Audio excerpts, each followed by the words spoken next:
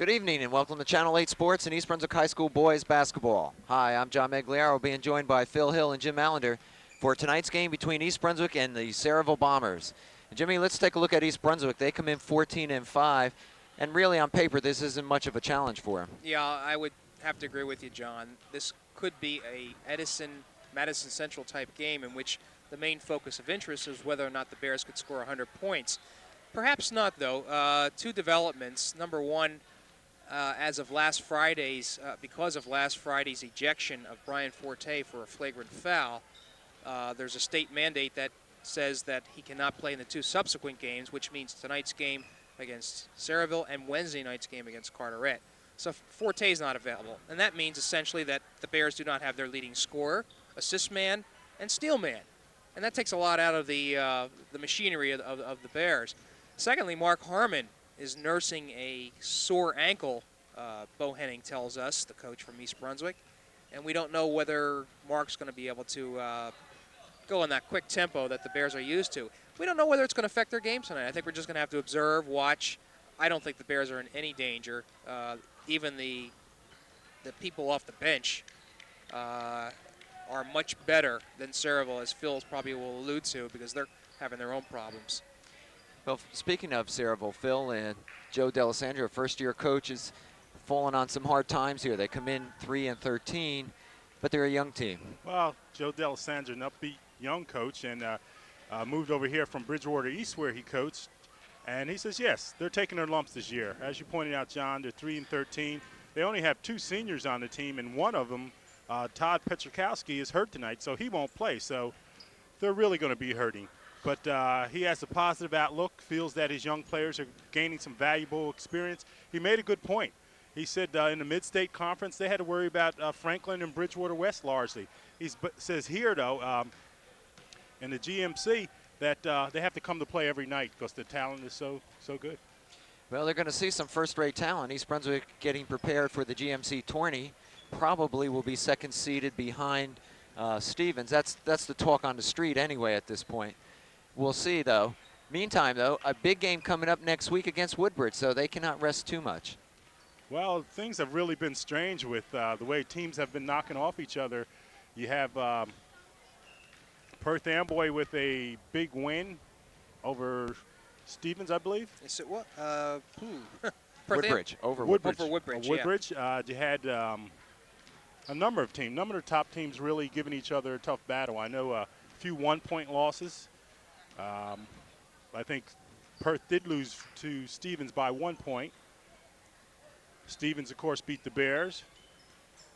Oh, it's up and down. It is definitely up in the air. And John, I'm sorry, I'm going to gracefully take exception to you citing the Bears as number 2. They can achieve a second seed, but they're going to have to go without a loss in the remainder of their games. South Brunswick is just a Group 2 club, or maybe they're Group 3, but they only have one loss this season. And they've already beaten Woodbridge so far this season. They've got Danielle Lumpkin, I believe is his name, yeah, but Jim, he's head of directors. And then finally Woodbridge is going to be, if Woodbridge beats East Brunswick, I think Woodbridge will get a higher seed than East Brunswick. Well, Jimmy, you must have been out of the country. South Brunswick has lost several games. Matter of fact, they've dropped significantly in the local polls around here. I think they've lost 3 games. Okay, well, we'll have to see. Well, again, this is what a seeding committee takes into consideration. Perth Amboy beat South Brunswick, and Hopewell Valley beat them as well. So they've fallen fast. So you mentioned another team, Perth Amboy. I think there's a lot of clubs that are going to be in consideration for the top 4 or 5 seeds in the GMC tournament. And I know that was what was on Bo Henning's mind when he talked about preparations for tonight. What's the focus for the remainder of the season? Are you looking at the Red Division? The Red Division is nice to win. There's no doubt about that. It's one of the goals. But when you look at the 2 major goals for a basketball team, A, to go as far as they can in the GMC tournament, and then B, as far as they can in the state tournament. And that's what the season's all about. Well, but it comes back to where we started. John said East Brunswick will probably be second seed, and he's right. They probably will be second seed. The 2 top teams in Middlesex County right now, according to the polls, are J.P. Stevens and East Brunswick coming up second. Well, we'll see. when the seating committee comes together. But we'll do this. We'll take a timeout, and we'll be back with the start of the action in just a moment.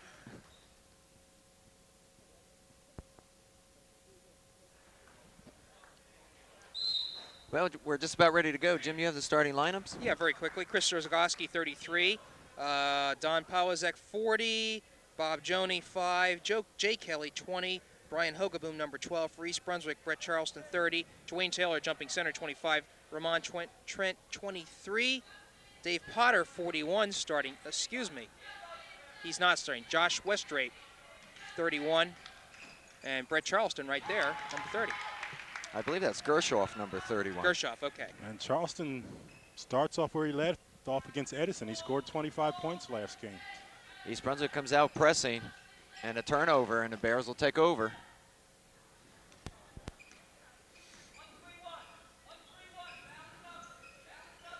Gershoff and Fertig out front. There's Fertig rather, looking for the three-pointer, won't go. Well, Pawazek has some height there. He looks to be as tall as Dwayne Taylor, Phil. He's 6'5".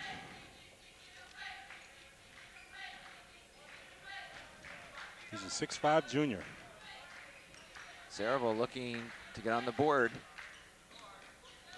East Brunswick up by a basket, 2-0. Oops. Oh, double dribble. Just forgot a little bit. So 2 mistakes early on from Sayreville, 2 turnovers.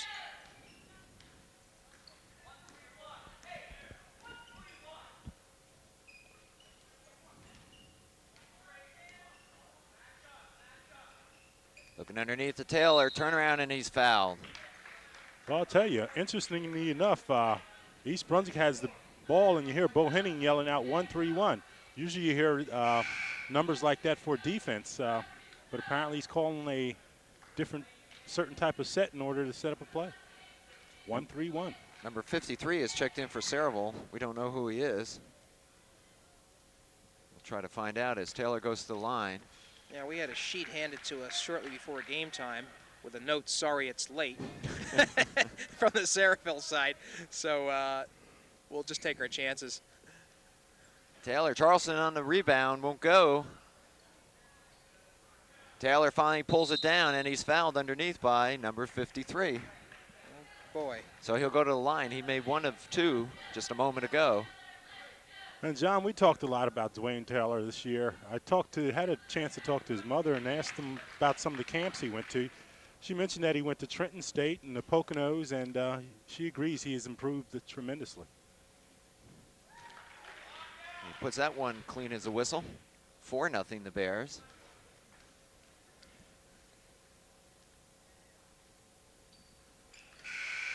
Team free throw percentage is at 65%, so actually it's dropped a percentage point over the last couple of games. Ed Jerkowitz, number 15, comes in for Sayreville, as I'm sure we'll see a lot of substitutions. Quick break by Sayreville. That's number 5, Bobby Jones. Boy, that's or surprising. Joney, rather. Joney had an idea of going in straight in on Dwayne Taylor, apparently not knowing his reputation for shot blocking, and Dwayne probably was as surprised as anybody. Well, the young man literally flew by. He's showed some great speed.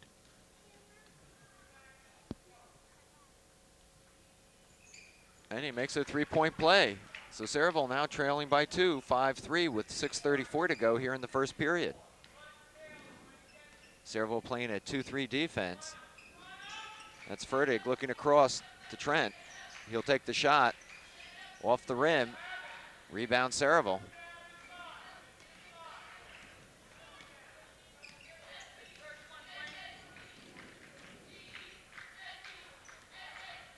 Rebound Taylor as the shot by Hogaboom. Well, Trent would have done well to let that go. It was tipped off a Sayreville player, but since Ramon last tapped it, trying to get it from going out of bounds, it's Sayreville's ball. Here's the press, John. Yeah, East Brunswick pressing again. Sayreville comes up. Shot won't go. Rebound Taylor. Out to Fertig. Break is on, looking for Charleston underneath. And a lot of activity for nothing. Joni trying to sneak by again, won't go this time. And he does have some speed. Ooh. Blocked by Taylor. That was stuffed. Quickly down court to Trent. Back to him, back to Gershoff. Nice move by Charleston, just short though on the rim. Well, Jim, you mentioned that Joni was fearless the first time around. Maybe he'll think twice the next time. I'm sure. It'll go over to the Bears. 5:12 remaining first period. 5-3 is our score. East Brunswick on top.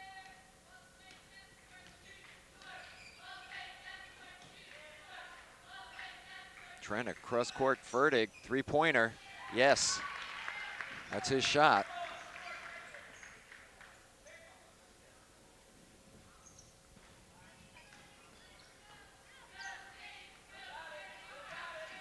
Sayreville needing to bring it up court quickly. They do to Joni. He'll take the shot and hits. I like him. I'd like to know what year he is. 8-5. Trent with the jumper. Yes. Junior, huh? Phil? Joni's a junior. Bob Joni, a junior for Sayreville. Quick player. There's the press again. Stolen by Gershoff. Taps it to Trent. Back to Gershoff. And Gershoff is fouled as he takes the shot. Foul is on number 12, Hogaboom. Or as they say in Dallas, Hogaboom. Hogaboom. That's right. His, I think, is spelt a little differently. Unless my spelling's wrong. I have H-A. Jeez, I'm behind the times. He's in Indianapolis now, isn't he not? Yeah. He was in Indianapolis lastly, but I'd be surprised if he comes back. And Sayreville will take it in. 10-5 is our score. East Brunswick on top.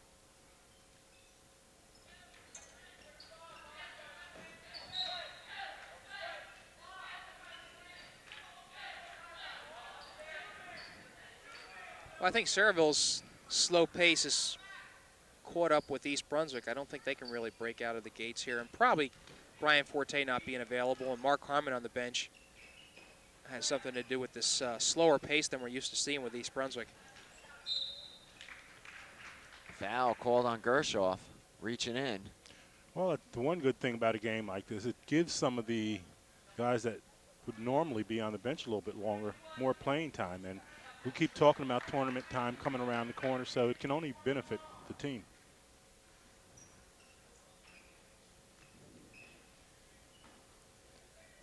Sayreville outside, a long distance. That was Zergoski. Whoops. Blocked by Taylor. Even a head fake wouldn't do it for 31 there, Tom Sack. And you just don't know the value of several well-placed blocks early in the game to affect the flow of the game. Nice block by Gershoff. Got contagious. All the way will go Trent, and he misses. Underneath the Taylor, and no basket. Foul's going to be called before the basket. I don't know what Trent had in mind on that Trent play was up. Trent was going for a finger roll, trying to get the three-point play, and I think he just lost where he was slightly. He did get bumped, but Okay, so they call that on Joni, which is his first foul. I cover the Sayreville sports program for the Sentinel, and one of the problems with Sayreville is its no middle school program. Okay, that's a big problem. We're looking at Bo Henning here in the East Brunswick lineup here, but talking about Sayreville, one of the problems is that when the freshmen were moved to the senior high, okay, that what happened was there was no sports teams for the 7th and 8th graders to play on. This is the third year where that has been in effect. So in a sense, there has been no middle school program. I mean, that's just an incredible situation. It hurts you. When we had the girls' game, the coach of the Lady Bombers was complaining about the same situation, that there's no feeder program to speak of in Sayreville. This is true in wrestling and every other sport. And if you look at all the other sports teams for Sayreville, they're just really falling on hard times. The girls' program has one win this year.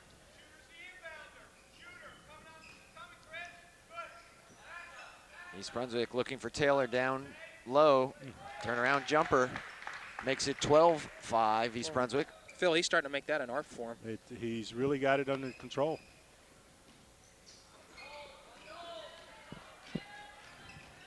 I couldn't believe that young man was going to take that ball to the hoop. Taylor with another block.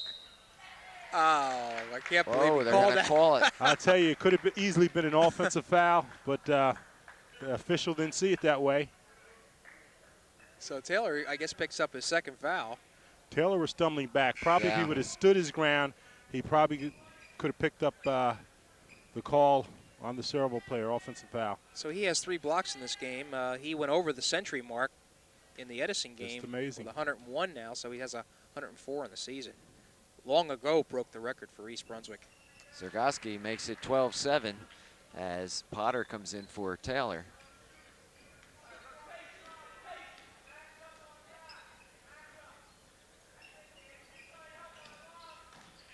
Trent, quick move to the basket. Ooh. He's blocked. Little paybacks here.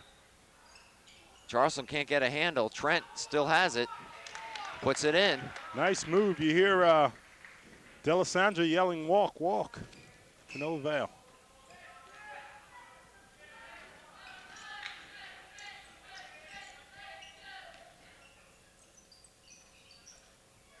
Sayreville taking those outside shots. Should be interesting to see how Posweck reacts with Potter in there now. You see those pair.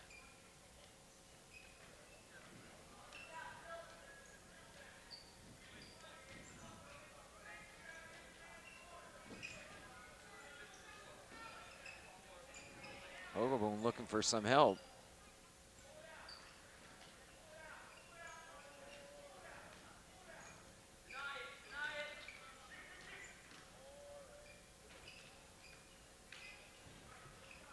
Sayreville moving the ball well, but not toward the basket.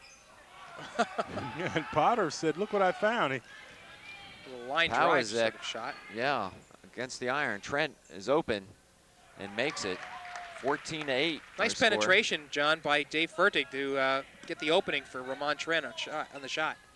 So our score is 16-8. Scorekeeper's a little slow here.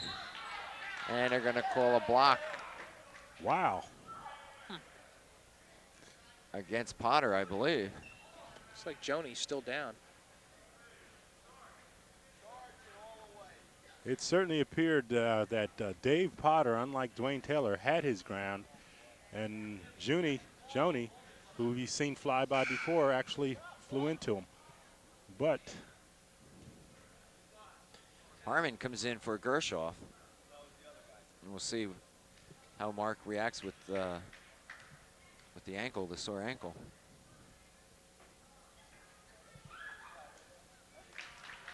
At the line is Joni, makes it 16-9.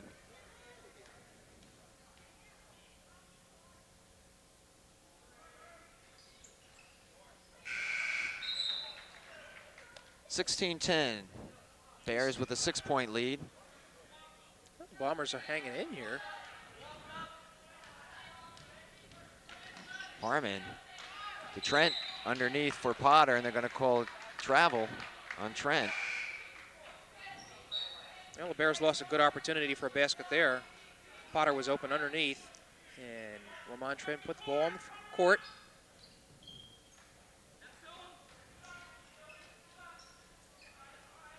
Charleston with the rebound, stepped on the line.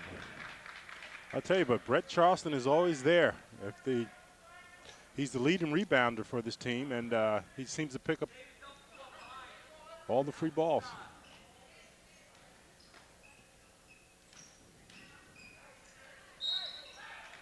Well, there's the charge. They finally got one. Zergoski called. Note about Chris Zergoski, you wouldn't know it, but he's one of the best golfers in Middlesex County. Is that right? He certainly is. He was, I think, second in the county last year, and I believe he has a clear shot this year. Harmon being pressed. They get it to Charleston across to Fertig. Fertig underneath to Potter. And that may be the first layup that we've seen Potter make this year. Whoa! Calls a block, and rightly so. Zergoski just takes him out.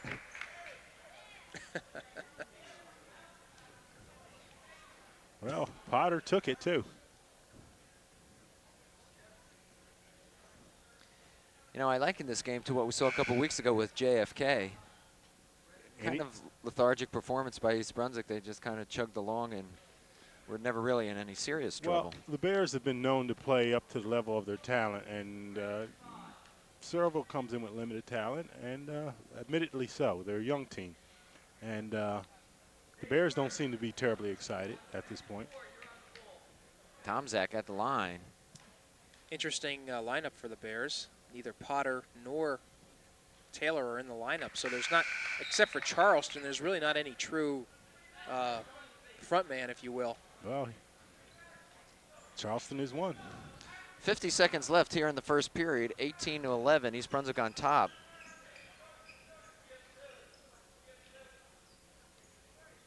Bears moving it around. Harmon will take the shot, and he looks to be on. Good to see him within the range tonight. 20-11. Ogaboom takes it all the way down, dumps it off to Pawazek. Really wasn't, the press was not well executed that time. They'll hold it for one with 15 seconds. Sayreville in a 2-3 zone.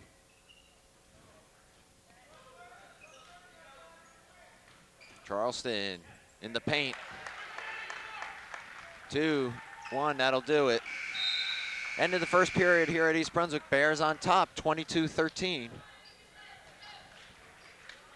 Well, the 9-point margin looks to be a little bit more comfortable, but Sayreville hung in there, I thought, a lot better than we had thought from the beginning of the game. They really just are not able to match up with East Brunswick well with Taylor in there. I think even Pawazek can't handle the job.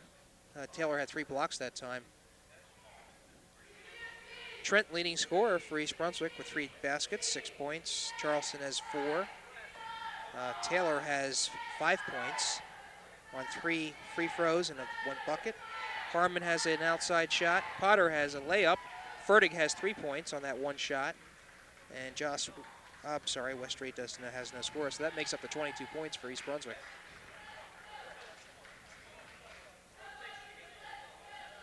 We have a wrestling match tomorrow, John?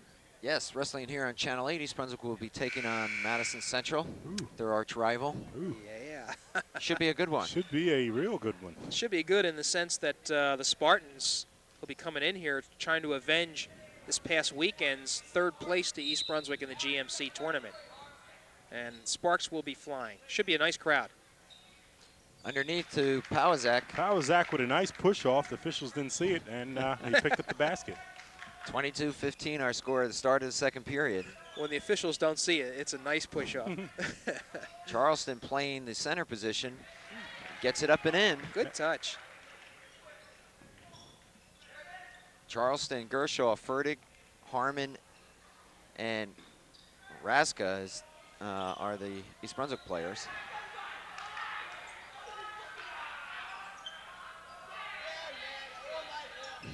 Ooh. That was a good shot on a screen. Some bodies are flying. Yeah, this is getting a little rough. Ooh. Shot is made by Zergoski.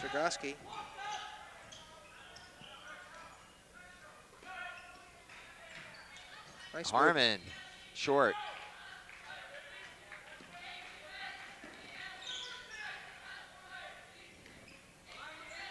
Underneath.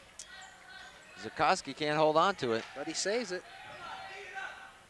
He had the open area. Joni. A lot of movement now. Stolen by Charleston. Yeah, Brett Speed. I'll tell you, Captain Charleston has been very impressed with him. Such a hard worker constantly, defensively and offensively.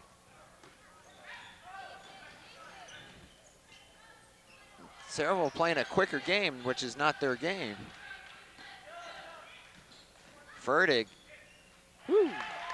And if he gets hot, watch out. That's right, he is a streak shooter. He had 15 points against Edison. Timeout, Sayreville. Yeah, D'Alessandro doesn't like what, I guess maybe he observed that his team was trying to run fast and said, look, we got to slow it down because we're not, once we get into a running match with the Bears, it's all said and done. I think East Brunswick is just starting to open up. I tell you, Jim, as you look at Coach D'Alessandro there with the Bombers, we already know who the most prolific scorer for the Lady Bombers was Rhonda Rampola, who was their all-time everything for the guys. For the guys? Yeah. How about Jeff Osowski? I think I asked you this last year. You're right. Sayreville, class of 66, went on to the University of Pennsylvania. He was great. He was a good one. Excellent player. Of course, they've had their share over the years. Another one I remember seeing, one of the best high school basketball games I ever saw was the semifinals of the 1972 then Middlesex County Athletic Conference finals, semifinals against John F. Kennedy and Sayreville, featuring Steve McQuinski. What a bomber from the outside this guy was. Most appropriate. 28-17 is our score. Second period action from East Brunswick High School. East Brunswick and Sayreville. Bears by 11. Sayreville tried to take an up-tempo game to East Brunswick. Just did not work out. Sayreville for years. The Bears in man-to-man right now. Yes, they are. I was going to say Sayreville for years would used to have some of the top clubs in Middlesex County, but in the 80s, the program has really fallen on hard times. Nice pass. Put it on the They're floor. going to call a travel. I'll tell you, I'm looking at the Bears in man-to-man, and the one thing I'm looking at is Mark Harmon. You got to wonder if that ankle was on the same leg that where he had the knee injury, or if it's on the other leg. And I'll tell you why I mention it. If it's on the same leg, you tend to want to walk different to compensate for it. If you can do that, you can really affect your knee. So you got to be real careful. Zagorski, no good. Nice touch. Follow up, however, makes it 28-19. 5:15 remaining here in the second period.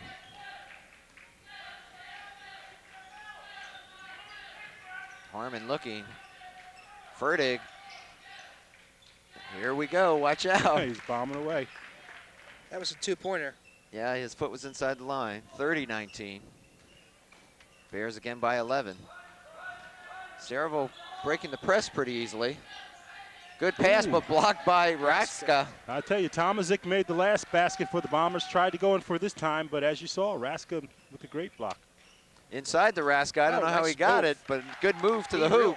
I was watching that whole sequence where he made the block and then came down, got into the low post, took the ball, and put it in. Two nice plays by Raska. Bombers break the press. Joni stolen by Harmon. Zagorski puts it in. 32-21 our score.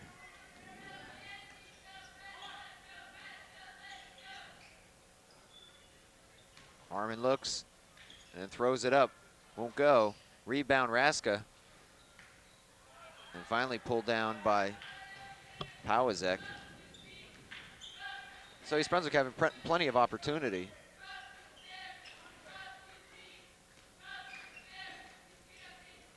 Ogaboom pushing a little bit as he dribbles through, and they're going to call a foul, however. I think they got Raska? You're right, Jim. Trent will come in. Fertig will take a seat.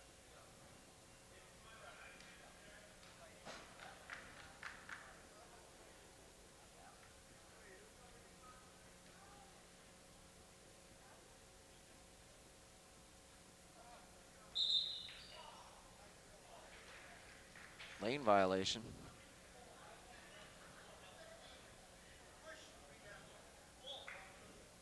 Well, they're going to call Jerkowitz on a foul. Yeah. So that'll move it down to the East Brunswick end of the court. We're well past the point where teams have been entering into the bonus situation, so 1-1. Harmon will go to the line.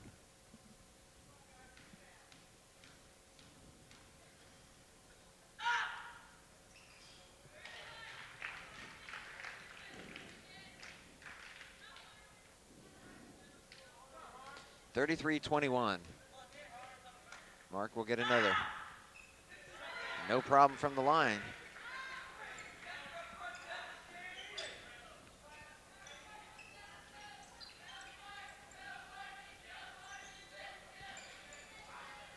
Chip, if I'm not mistaken, Pawazek was on the football team, was he not? Travel. Nice move, however, by number 15, Ed Jerkowitz.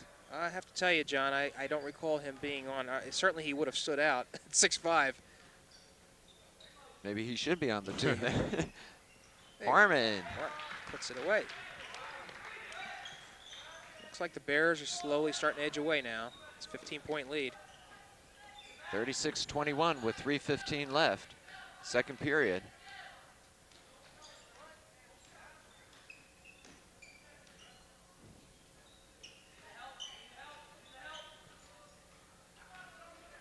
Gershoff knocks it away. Retained by Joni. Good pass underneath. Great pass. Zergoski with the basket. Phil, you got to like the way this kid Joni plays. I do. He's a spark plug. Trent take the three-pointer. Sets up. Charleston on the rebound. Yeah, gets the bound. No, and Trent's going to be called for reaching over. Coming over the back. Ooh, look. Okay. Pawazek's going to be the shooter. Somebody's Harmon will take a rest on the bench. Raska comes back in. Oh, interesting that Taylor sits. He has 2 fouls.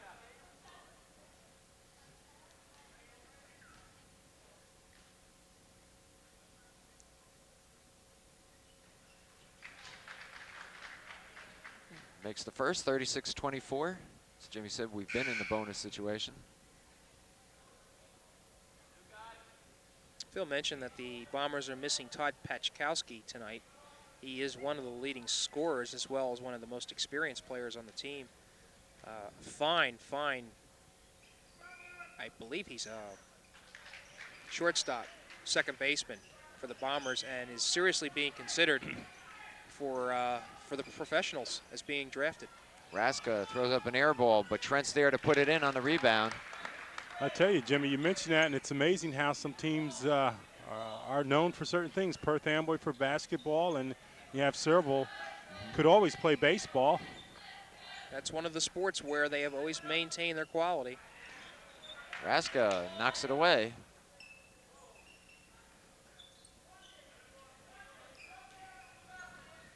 And, of course, South Rivers was Goff. That's true. Better watch what you say. Underneath, bad pass. Furtick comes down with it. 3-on-1. Nice pass by Trent to Charleston. Loses the handle, but is able to recover to put it in. 40-25 now. Brett has 10 points. He leads the scorers. 1:40 left here in the second period. Ogaboon all the way down, won't go. Raska on the rebound to Trent. Here's Furtick on the right. Oops. Charleston. Ooh, in and out. Rebound.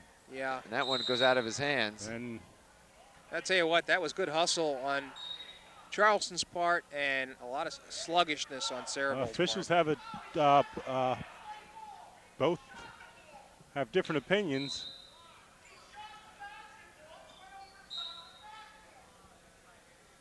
Coach D'Alessandro very boisterous right now and upset about the call. 2 officials, one official had it for the Bombers, the other had it for the Bears, and the nearest official's call. Brett, good Charleston. touch inside, John. That's a good shot for him. Yeah, it really is. He seems to have his most success with a lot of hands in his face inside. Foul that time on Raska. Boy, the Bears have really extended the lead in the last 2 minutes. Tomzak goes to the line. East Brunswick on top, 42-25.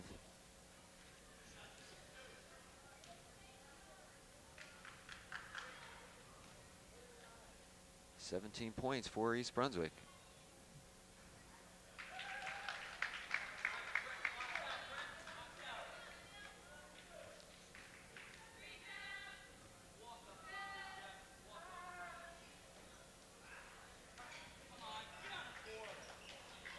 Three.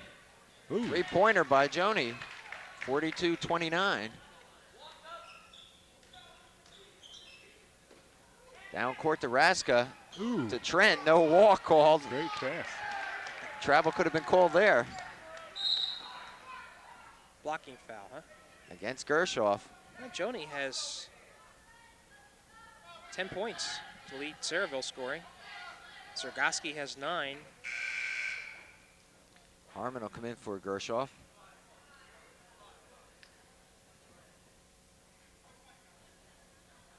.50 seconds remain.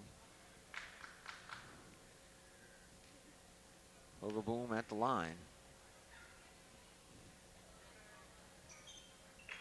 He'll get another.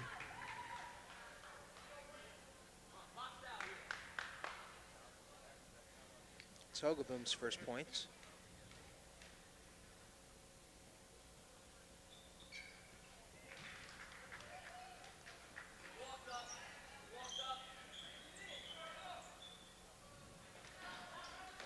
Harmon finally gets it through. They're going to call a double dribble. Turnover, yeah, turn it Palmed it.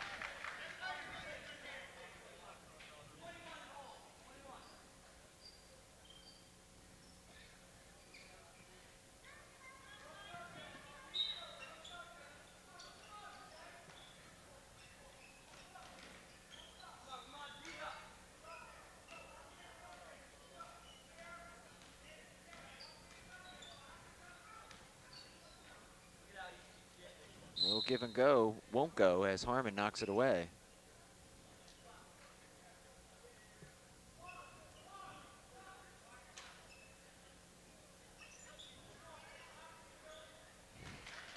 Kawazek on the turnaround. Man, he's a junior. He's going to only get better. I'll say so.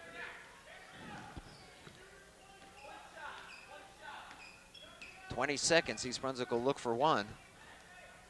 44-33. Bears by 11.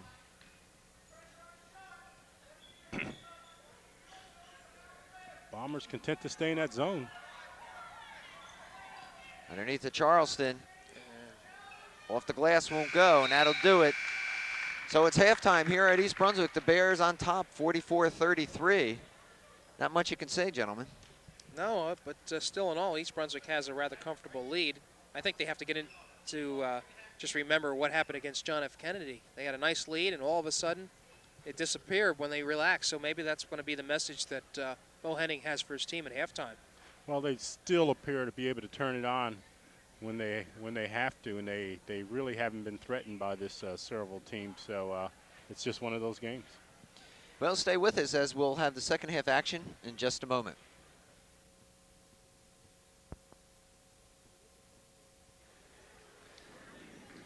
All right, East Brunswick will take it out on the side to start the second half. Jim, you have some scoring. Yeah, quickly, Charleston is the leading scorer, number 30, with 12 points. Trent has 10 to lead East Brunswick. Zergoski 9, and Bob, by the way, his name is Jones. And Ferdig hits, but they won't give him the three-pointer. 46-33. So we'll correct ourselves. Again, we're working from a mimeograph, light as it is, sheet. So Joni is Jones? Jones, and he has 10 points, by the way. So we have to note that, and we'll clear up some other inaccuracies that we received as we go along. And you have to forgive us, folks. We're just trying to keep up with the Jones. Right, and that is not, that number 12 is not Hogaboom, but Jay Kelly.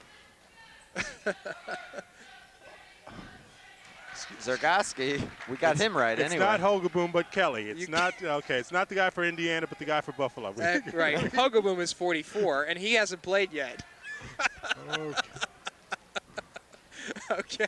Whoa! Ooh, great block by Trent. Ah, that was pretty. And a physical move by Taylor there. Good sequence. Let's get a slow-mo on that. Zergoski gets called for the foul there. Taylor showing a little motion there, like get off me. He didn't throw an elbow, and Zergoski was called for the foul. So the Bears with a 10-point lead. Yeah, they're leading, the John. They're leading. That's all I know at this point. Nice pass underneath to Charleston. No foul called.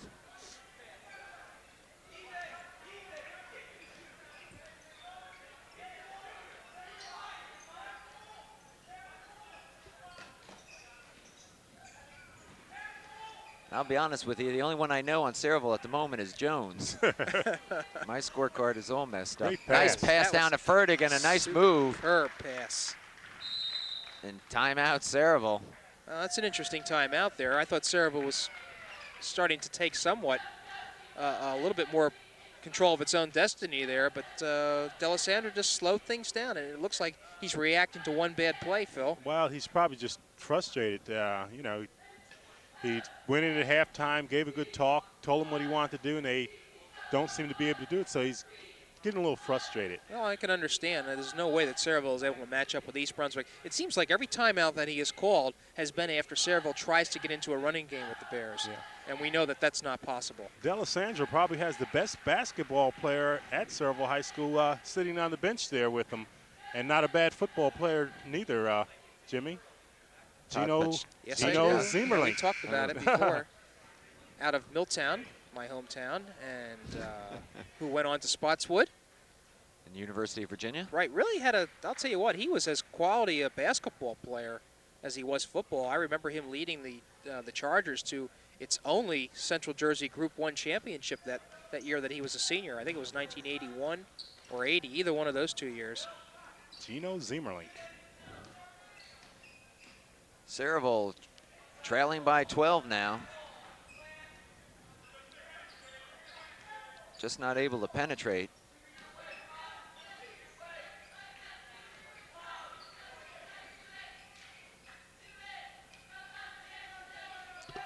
So I guess this is the half-court game that Inside. Alessandro prefers. Who? Taylor. Powazek trying, Taylor rejecting. Gershoff unable to get the ball through on the break.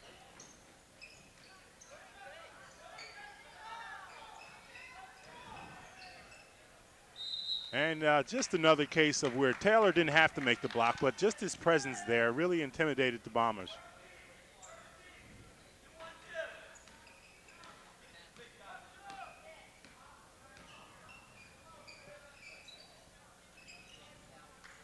Looking underneath for Taylor. Out of position that time, but Strong rebound. there's Charleston, and he's fouled underneath. And I tell you, you look at Brett Charleston, I think back, Charleston is quite an athlete. I remember him playing the tight end position on the football team. The fact of the matter, I thought Potter was perhaps a better tight end, but this Charleston's all-around fine athlete. He is the captain of the basketball team, and he is some kind of fighter underneath there. He's a leader, and you got to like that. I don't think any of us expected him to emerge his senior year and do as well as he has. He's also quite a pitcher in baseball.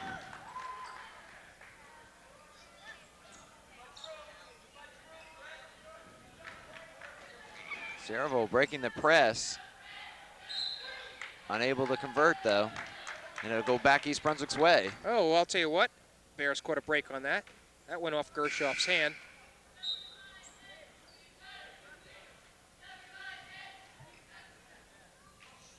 Well, Bears spread them out here.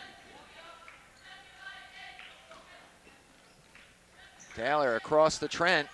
Nice movement. 52-36.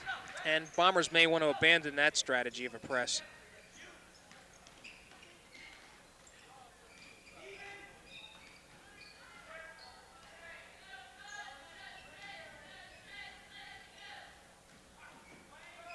Underneath the basket, good by Jerkowitz. 52-38. 5 seconds, it'll go over to Sayreville. Ooh. We haven't seen that too much this year. Not from East Brunswick, anyway.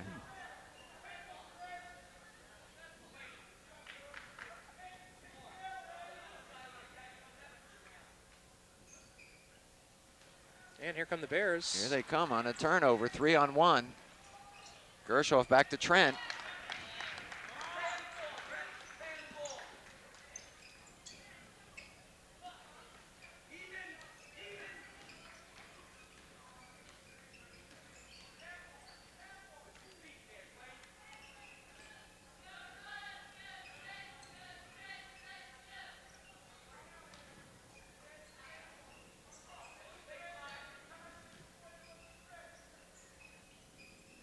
Sayreville just moving it around. Jones will take a three-pointer. hits the net, and that's all.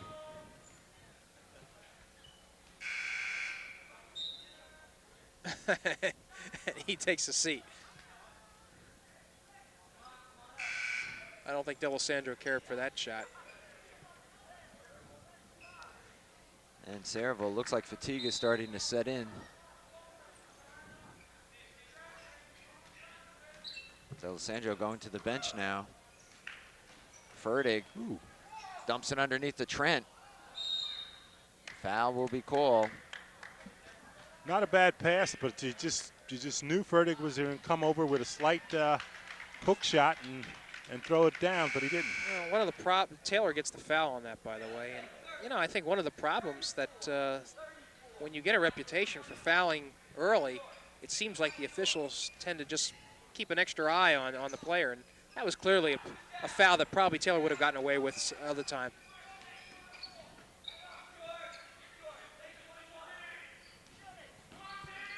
Stolen by Charleston to Fertig. Well, Taylor's set up low post inside. Let's see if they work him. And there it is. You called it, Jim. He gets a second chance at it and makes good. He really cannot be stopped in there. Certainly Sayreville can't do anything to stop him. 56-38 with 3:15 left, third period. And Gershoff's going to be called for a foul.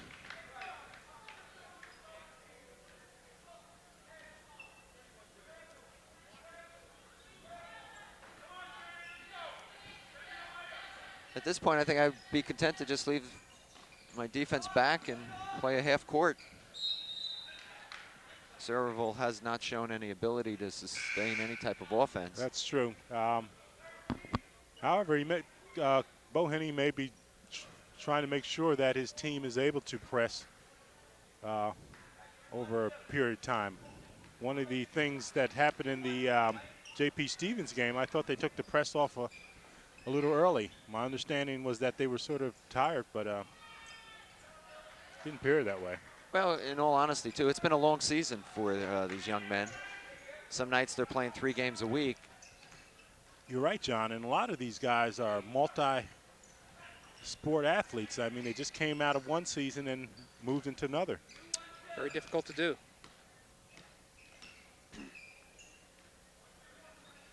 .240 left. Bears with an 18-point lead. We hear Bohaney yelling, move the ball. Fertig, three-pointer. Charleston's underneath. Gets the rebound. Boy, that sequence there shows you just how valuable Brett Charleston is. What a yeoman job he's doing.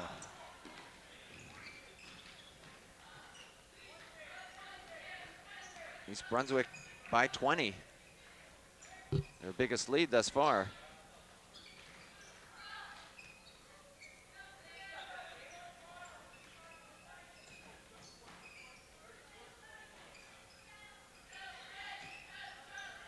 Blocked by Trent. Yeah, the player for Sayreville, number 20, is that? Well, It's Jay Kelly, I believe. sounds good to me. He's not on our program. Okay, you have it listed as Jay Kelly there. We're not really sure. Yeah, I had Jay Kelly listed as 12, but so who is 12? He's new. Well, he's inbounding the ball regardless.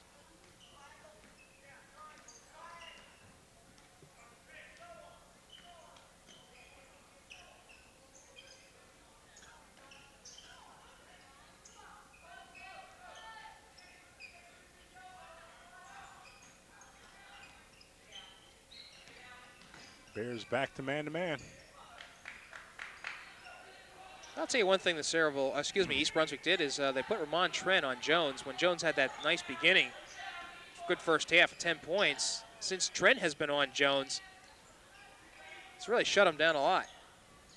As a matter of fact, it's shut him down completely. Speed Jones on doesn't, speed. Yep, Jones doesn't have a point this quarter. Bowazek over Taylor. Nice move to the basket. Well, and everybody knew exactly what he's going to do. He telegraphed it and was able to still put it up. 55 seconds now, third period. Trent likes that three-pointer. I'll tell you, John, looking at that three-pointer, if they had that when I was in high school, I either would have been a star or would have sat the bench, because I tell you, I'd really throw it up from there. Far away. I think you're right. Sitting the bench may have been. Hey, I could hit that shot too. Uh-oh.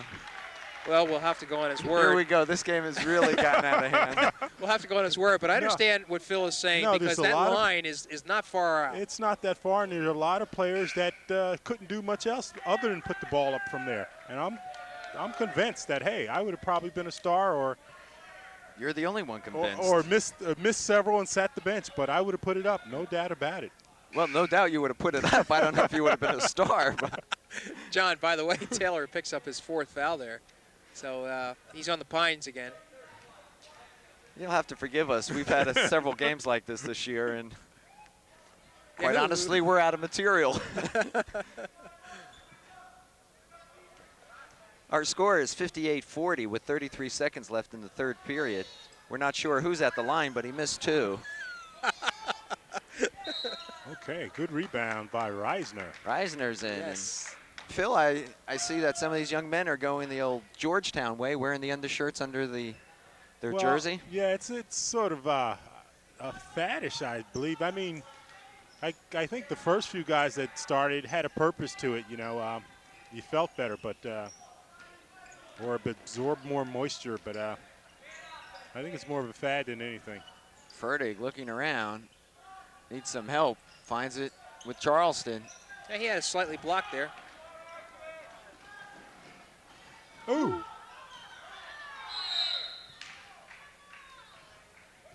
As a matter of fact, I think the first guys to wear those T-shirts had to do with the shoulders. I mean, the fact that the guy was sort of smallish. I think it was Ewing at Georgetown was the one I first saw with it. I think Chris Mullen from St. John's was another one. No, there were a lot of players. There was some smaller guys, as I recall. I'm surprised we haven't seen, at least in the high school scene, any of the players wearing those long john shorts. I don't know how else to describe them, which seems to be the fad on the college scene today. Long john shorts? Yeah, I don't know how else to describe them. They look like a pair of long underwear, quite honestly. Very tight fitting to the thighs. Ah. Must be a Texas fad. No, those are those are the sprinting and the cycling. Harmon at the buzzer. Oh, won't go. 58-42 ends the third period. Well, that really wasn't a good quarter for Sayreville. I think that's what really did them in. They only had 8 points, where East Brunswick was able to increase its lead up to 16 now, so they have a rather comfortable margin going into the fourth quarter. Let's see if Taylor is inserted into the game, or whether Coach Bohenning, who you see here, continues to go with the lineup that he has right now. East Brunswick will continue with action this Wednesday, 2 nights from now. And Carteret will be the opponent. Carteret is a Group 1 team, I believe, in the GMC Blue Division. Not going anywhere this year. Where was their big gun from several years ago? Keith Hughes, is he at Rutgers? Yes, he is. Keith Hughes is Transferred sitting out from 1 year, Syracuse, right? and should be an impact player next year. He should be something else, really. He, along with, was it, oh boy, I shouldn't have brought the subject up because I have to mention his name. There was another player from Syracuse that came down with Keith Hughes that will be also playing with Rutgers next year, and I just can't think of his name right now. All right, fourth period is underway. And it's getting a little furious out there. Traveling is called against Jones.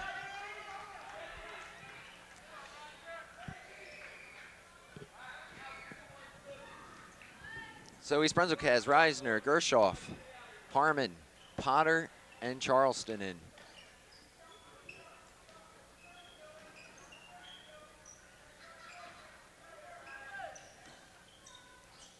Reisner will take it. And he hits all net. I'll tell you, he has really one of the prettiest jump shots I've seen. His form and everything is just nearly perfect. I mean, He just looks good. He looks like a basketball player. Just a sophomore. Foul's going to be called on Potter. He put his hip in there. You can see those natural basketball players. Reisner, before he finishes at East Brunswick, probably is going to be an impact player. I don't know how far he's going to go, but just seeing his form and already having the technique that he has. He reminds me of a player from Princeton by the name of Jeff Petrie, the Springfield Rifle. You remember him, Phil? He could put it up. Just wonderful form. You know, when I look at Reisner in that form, as you guys have mentioned, Jim, the player that comes to mind for me is Phil Hill from South River. You really, John, you're too kind, you know? You really are. That three-point shot, they only had it. Potter puts it to the floor and does a little sky hook, if you will. It finds rain. Sky hook?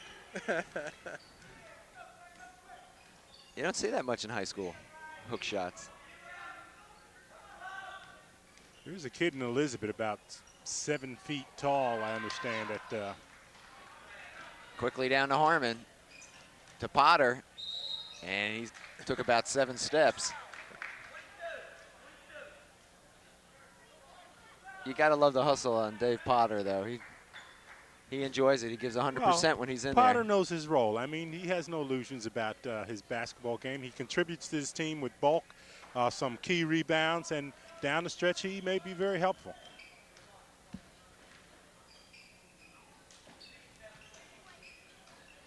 Boy, Gershoff. Riding tight. Playing it tight. And Potter on the fumble recovery. It'll be jump ball. It'll go to East Brunswick. Where's Dave Potter going to school, Jim? Any idea? Don't know yet. I heard Westchester was interested. Right. That's our East Brunswick's athletic director's alma mater, I believe. Yes. Okay. And East Brunswick having a little trouble holding on to it. Knocked away by Sayreville, however. 60-42.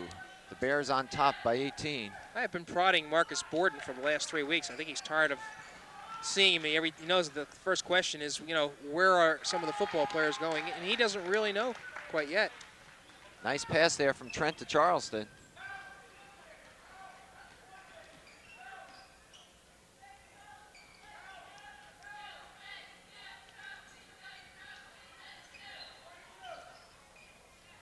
And here we go. East Brunswick on the run. Charleston down the lane. The finger roll won't go.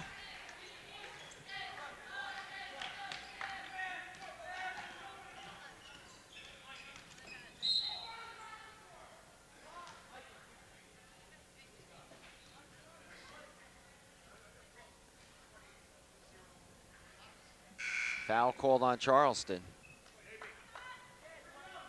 I'm sorry, on Reisner. So with a 20-point lead, Fertig will come back out. Potter will take a rest. And Reisner will have a seat.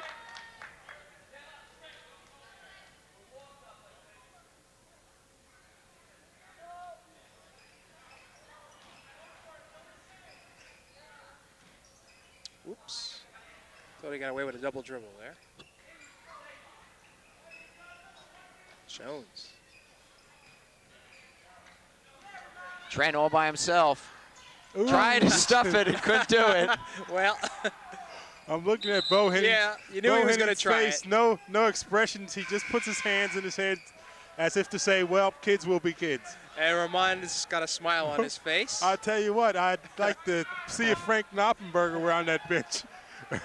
And that occurred. Frank would be in his shirt. You knew Trent was going to try something because he had clear sailing. Well, quite honestly, it made our night as Taylor puts another block. Hey, any kid that thinks he might be able to do it one time when the adrenaline's going has to take his shot in the game situation. Right. As long as it doesn't hurt the team, and Yeah. in this case, it didn't hurt the team. Well, you could see it in his eyes as he was coming down the court. He just needed a little trampoline, that's all.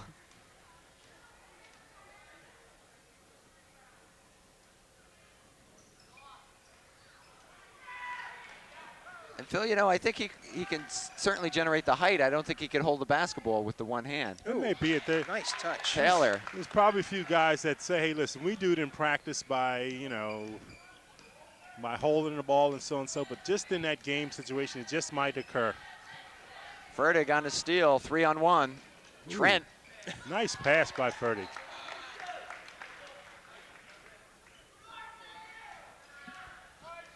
(66-42) with 4:30 left in the game. Foul on Fertig.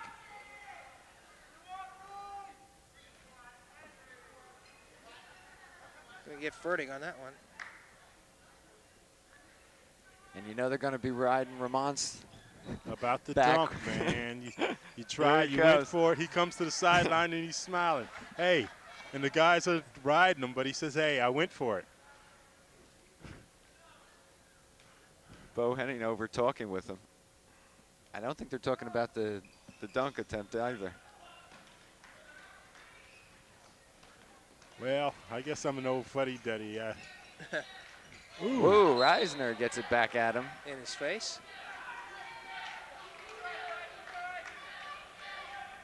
And you're starting to see a little fire coming out of the Sayreville players' eyes. Yeah, they didn't care for that dunk attempt. They certainly don't want to be embarrassed. Bad enough they're losing by a bunch.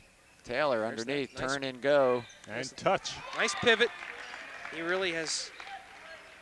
And really, I think he just should continue to develop that shot because I don't think there's anybody in the county that can stop him on it. 68-42. We're looking at each other. I think there's Donnell Lumpkin from South Brunswick is the one player. Lumpkin can stop him if, hey, even a kid like Darryl Cross, if he catches them in the right way. That's right, yeah. Gershoff across to Fertig. Just keep it alive there. And there's a kid in South River, if they should meet in the counties, named Deion Jackson that I'm sure could. We've been hearing an awful lot about him. Brett Charleston comes out and gets a nice hand. He deserves it. Had a big night tonight. That would be interesting to see a South River East Brunswick matchup. I think all of Middlesex County would love it. May happen if the GMC seedings fall in the right way. Good move by Zergoski. 68-46 with 3:15 left in the game. The Bears having an easy time of it rather with Sayreville as Reisner comes up with it. Actually, it's getting quite sloppy out there. Ooh. Nice turnaround by Raska. A lot of young talent on this East Brunswick team. I mean, real solid ball players. Yeah, they're going to really do well in the future. And some of the JV players are going to be making an appearance.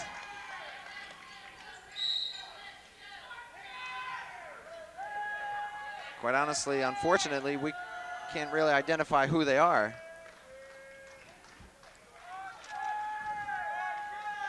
Junior varsity roster does not have numbers, so.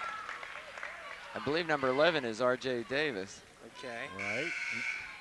And I'm pretty sure that number 15 is Chris Henry.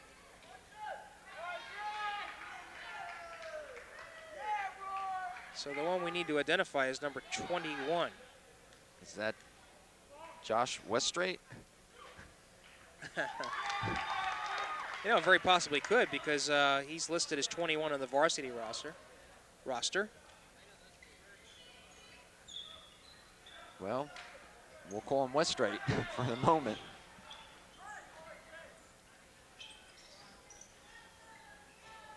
Raska.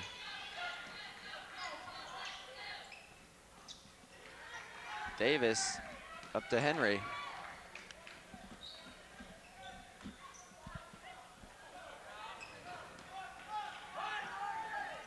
Good save by Raska, huh? Henry, all the way on the drive. Hey, these guys are no stranger. Keith Lane has done an excellent job with the JV team, and they know how to play ball as well.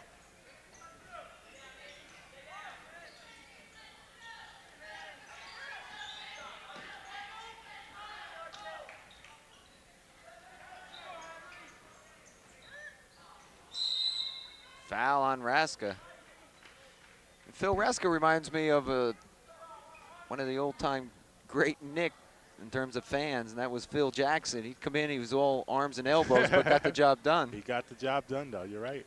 Raska has that same kind of motion out there. I'll tell you what, before he's through, I think Andy Raska's going to make quite a contribution to the East Brunswick program. Well, we're looking at all the young talent. We're looking at some of it out there now, and when you think of Reisner and Ferdig, and they're going to be exciting. And as we've mentioned before, Bo Henny doing the right thing, playing these young guys. That's right. Because he may need to count on them at some point. That's true. And certainly next year, they're going to be pretty strong. And this kid with the ball, R.J. Davis, we've watched the JV games. He's rather exciting as well. JVs have but 2 losses this season. Reisner, yes. There's What a that touch. form. There's that form. What a touch. 75-48, and in effect, it's a JV squad out there for East Brunswick.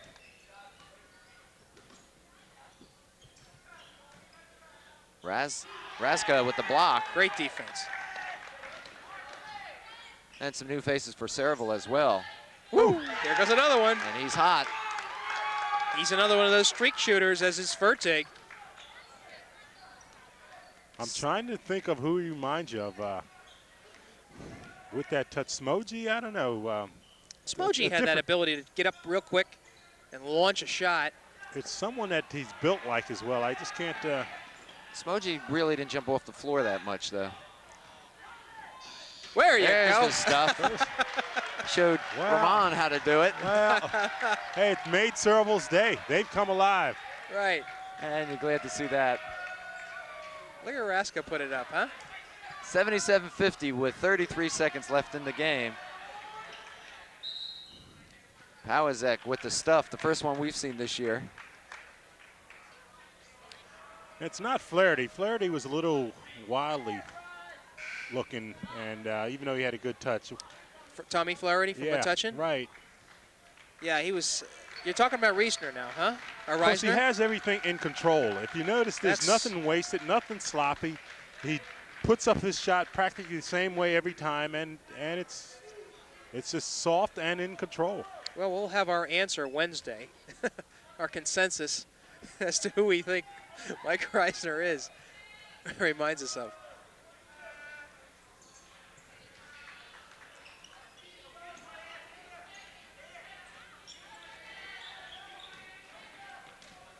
Look at this team move the ball. Raska underneath. Whoa. Looks like Henry's going to get nailed with that foul. 18 seconds remain. So the Bears on top, never really in trouble at all this game. They lead 77-52.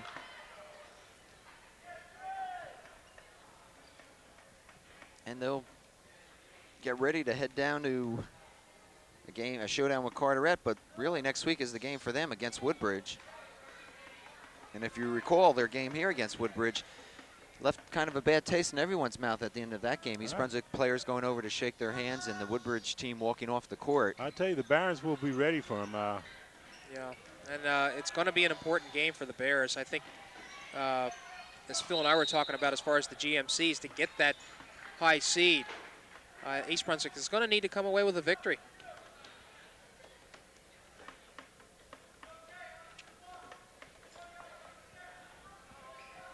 Ten seconds now remain. Jones shot blocked.